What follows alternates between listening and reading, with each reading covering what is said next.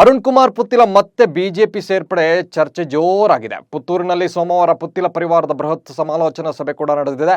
ಸಭೆ ಬಳಿಕ ಮಾತನಾಡಿದಂತಹ ಅರುಣ್ ಕುಮಾರ್ ಪುತ್ತಿಲ, ನಮ್ಮ ಪರಿವಾರ ಬಿಜೆಪಿಗೆ ಸೇರೋಕೆ ಸಿದ್ಧವಿದೆ, ಆದರೆ ನಾವು ಯಾರನ್ನು ಕೂಡ ಬೈದಿಲ್ಲ, ಹೀಗಾಗಿ ಕ್ಷಮೆ ಕೇಳೋಕೆ ಸಾಧ್ಯವೇ ಇಲ್ಲ.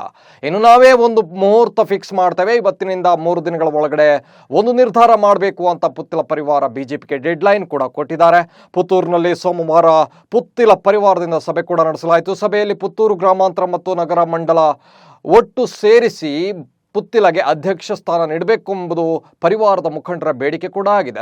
ದಕ್ಷಿಣ ಕನ್ನಡ ಜಿಲ್ಲೆಯಲ್ಲಿ ಸುಮಾರು 718 ವಾಟ್ಸಾಪ್ ಗ್ರೂಪ್ಗಳಲ್ಲಿ 4,23,400 ಜನ ಬೆಂಬಲಿಗರಿದ್ದಾರೆ.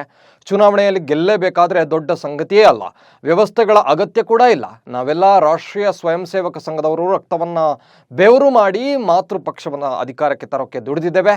ಈ ಹಿನ್ನೆಲೆಯಲ್ಲಿ ಎಲ್ರಿಗೂ ಕೂಡ ಗೌರವ ತರುವಂತಹ ವ್ಯವಸ್ಥೆಗಳು ಸುಸೂತ್ರವಾಗಿ ನಡೀಬೇಕು ಅಂತ ಆಗ್ರಹಿಸಿದ್ದಾರೆ. ಪುತ್ತಿಲ ಪರಿವಾರ ಸಂಘಟನೆ ಕೆಲವು ತೀರ್ಮಾನಗಳನ್ನು ತೆಗೆದುಕೊಂಡಿದೆ. ಅವರ ನಿರ್ಧಾರಕ್ಕೆ ನಾನು ಕಟಿಬದ್ಧನಾಗಿದ್ದೇನೆ. ಮಾತೃ ಪಕ್ಷದವರು ಈ ಬಗ್ಗೆ ಸೂಕ್ತ ನಿರ್ಧಾರ 3 ದಿನಗಳ ಒಳಗಡೆಯೇ ಕೈಗೊಳ್ಳಬೇಕು, ಇಲ್ಲದಿದ್ದರೆ ಚುನಾವಣಾ ರಾಜಕೀಯಕ್ಕೆ ಪುತ್ತಿಲ ಪರಿವಾರ ಸಿದ್ಧ ಅಂತ ಎಚ್ಚರಿಸಿಬಿಟ್ಟಿದ್ದಾರೆ. ಏನು ಅರುಣ್ ಕುಮಾರ್ ಪುತ್ತಿಲ ಒಳಗೆ ಬಂದರೆ ನಮ್ಮ ಕುರ್ಚಿಗೆ ಪೆಟ್ಟು ಬೀಳುತ್ತೆ ಅಂತ 4 ಜನ ಮಾತ್ರ ಅಡ್ಡಿಯಾಗಿದ್ದಾರೆ. ಅದು ಬಿಟ್ಟರೆ 32,000 ಜನರ ವಿರೋಧವೇ ಇಲ್ಲ ಅಂತ ಪುತ್ತಿಲ ಪರಿವಾರದ ಮುಖಂಡ ಶ್ರೀಕೃಷ್ಣ ಉಪಾಧ್ಯಾಯ ಅವರು ಹೇಳಿದ್ದಾರೆ. ಏನು ಪುತ್ತಿಲ ಬಿಜೆಪಿಗೆ ಸೇರ್ಪಡೆಯಾಗೋಕೆ ಕ್ಷಮೆ ಕೇಳಬೇಕು ಅಂತ ಕೆಲವರು ಪಟ್ಟು ಹಿಡಿದಿದ್ದಾರೆ, ಆದರೆ ನಾವು ಯಾರನ್ನು ಕೂಡ ಬೈದಿಲ್ಲ, ಹಾಗಾಗಿ ಯಾರಲ್ಲೂ ಕೂಡ ಕ್ಷಮೆ ಕೇಳುವ ಅವಶ್ಯಕತೆಯೇ ಇಲ್ಲ. ನಾವೇ ಒಂದು ಮುಹೂರ್ತ ಫಿಕ್ಸ್ ಮಾಡ್ತೇವೆ, ಪುತ್ತಿಲ ಪರಿವಾರ ಬಿಜೆಪಿಗೆ ಸೇರೋಕೆ ಸಿದ್ಧವಿದೆ, ಆದರೆ ಕ್ಷಮೆ ಕೇಳೋದಕ್ಕೆ ಸಾಧ್ಯವಿಲ್ಲ ಅಂತ ಪುತ್ತಿಲ ಪರಿವಾರ ಕಡ್ಡಿ ಮುರಿದಂತೆ ಹೇಳಿದೆ. ಅಲ್ಲದೆ ಅರುಣ್ ಕುಮಾರ್ ಪುತ್ತಿಲಗೆ ಬೆಂಬಲಿಗರ ಪಡೆ ಕೂಡ ಹೆಚ್ಚಾಗಿದೆ. ವಿಧಾನಸಭಾ ಚುನಾವಣೆಯಲ್ಲಿ ಬಂಡಾಯ ಅಭ್ಯರ್ಥಿಯಾಗಿ ಸ್ಪರ್ಧಿಸಿದ್ರು ಕೂಡ 2ನೇ ಸ್ಥಾನ ಪಡೆದಿದ್ರು. ಪುತ್ತಿಲ ಪರಿವಾರ ಸಂಘಟನೆ ಸ್ಥಾಪನೆಯಾದ ಬಳಿಕವಂತೂ ಅಂತರ ಇನ್ನೂ ಕೂಡ ಹೆಚ್ಚುತ್ತಲೇ ಹೋಯಿತು.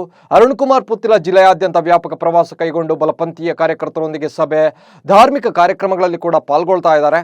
ಪುತ್ತಿಲ ಪರಿವಾರದಿಂದಲೂ ಕೂಡ ಸಾಕಷ್ಟು ಧಾರ್ಮಿಕ ಕಾರ್ಯಕ್ರಮ ನಡೀತಾ ಇದೆ. ಈ ಮೂಲಕ ಜಿಲ್ಲೆಯಲ್ಲಿ ಪ್ರಾಬಲ್ಯ ಹೆಚ್ಚಿಸಿಕೊಳ್ತಾ ಇದ್ದಾರೆ. ಒಂದು ವೇಳೆ ಪುತ್ತಿಲ ಬೇಡಿಕೆಗಳಿಗೆ ಬಿಜೆಪಿ ಒಪ್ಪದೇ ಇದ್ದ ಪಕ್ಷದಲ್ಲಿ ಮತ್ತೆ ಲೋಕಸಭೆಗೆ ಪಕ್ಷೇತರ ಅಭ್ಯರ್ಥಿಯಾಗಿ ಸ್ಪರ್ಧಿಸೋದಾಗಿ ಕೂಡ ಹೇಳಿದ್ದಾರೆ. ಹಾಗೇನಾದರೂ ಆದರೆ ಮತ್ತೊಮ್ಮೆ ಬಿಜೆಪಿಗೆ ಹಿನ್ನಡೆ ಆಗೋದ್ರಲ್ಲಿ ಯಾವುದೇ ಡೌಟ್ ಇಲ್ಲ.